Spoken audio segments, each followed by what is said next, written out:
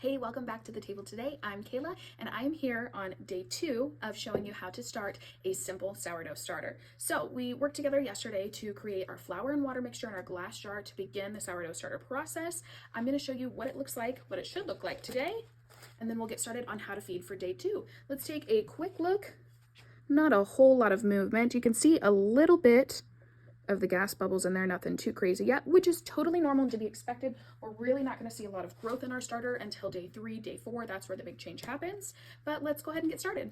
Okay, so first thing we want to do on day number 2 is actually discard about half of the mixture that we created yesterday. When we discard and feed with fresh flour, that's going to help the bacteria grow even more. The more new flour we give it, the healthier it can be and the quicker it can start to ferment. So I do keep my discard here. I make extra things with that. I'm going to dump about half of this. It's not an exact measurement, but I'm going to dump about half into my discard jar.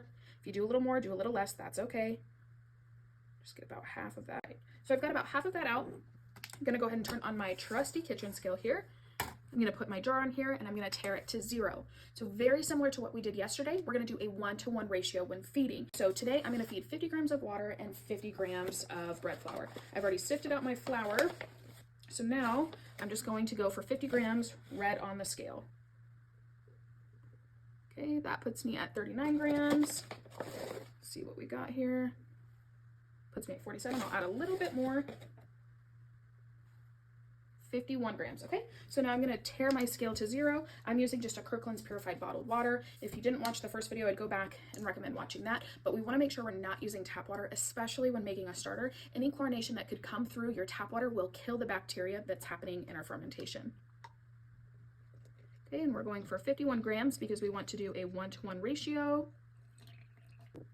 Okay, so now that I've got all of my ingredients measured, weighed, and poured, I'm going to give it a good little mix here. I want to make sure that all of my active starter that was sitting on the bottom of the jar from yesterday is now mixed in with the fresh flour, fresh water. I'm also going to scrape down the sides of my jar, make sure it's as clean as I can get it so that I can see any growth that would happen throughout. I'll tell you, I'm not the neatest when it comes to my sourdough jars. Sometimes I forget to scrape the sides, I'm in such a hurry, but you can always take a wet washcloth and clean off the rim. A spatula usually does good on the sides. And here we're not looking for anything crazy mixed, we just want to make sure that there's no dry specks of flour in the jar. Okay, now that I've got that mixed, I'm going to put my coffee filter top back on. I'm going to rubber band it, and again, we're not going to see a whole lot of growth between day 2 and day 3, but I'm going to go ahead and mark it. That way, if we do have some expedited growth, I'll be able to show you tomorrow. It is about 74 degrees in my kitchen right now, so we might have some extra growth.